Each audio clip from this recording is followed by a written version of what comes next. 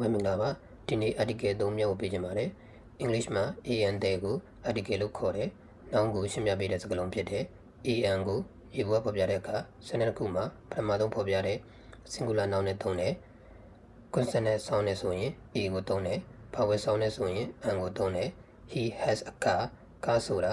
ဘယ်ကားလဲတိတိကျကျမပြောထားဘူးကားတစ်စီးရှိတယ်လို့ရေဘွားပြောတာမို့လို့ a သုံးတယ်ကားက consonant နဲ့ sound နဲ့စတင်တာမို့လို့ a သုံးတယ် an apple က vowel sound နဲ့စတင်တာမို့လို့ an ကိုသုံးတယ်ပြီးတော့ဘယ် apple လဲမသိသေးတာကြောင့် general meaning ဖြစ်တယ်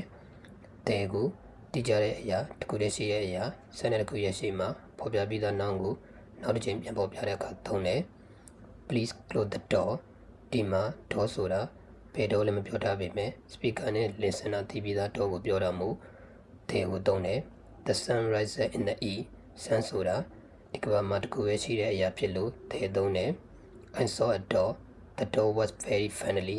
ပထမဆုံး sentence မှာ a door လို့ပြောပြီးနောက်တစ်ချိန်ပြန်ပေါ်ပြတဲ့အခါ the door လို့သုံးရတယ် no article proper noun ကို general meaning နဲ့ပြောတဲ့အခါ article မသုံးဘူး doors are friendly door are friendly ဆိုတာ door အလုံးကိုပြောတာဖြစ်တယ် proper noun နဲ့ article မသုံးဘူး